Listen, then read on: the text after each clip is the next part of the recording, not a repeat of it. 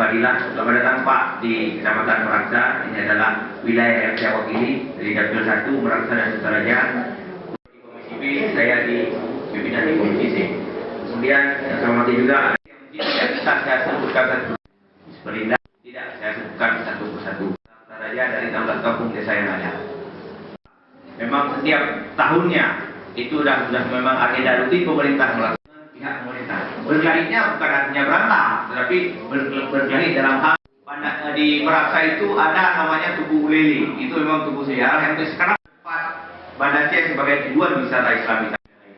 Dan juga saya sorot waktu itu, misalnya ada hal lain yang memang tidak perlu dianggarkan untuk tahun ini, misalnya rehab proses yang sudah setiap rutinnya, yaitu proses rehab pasar Lambu.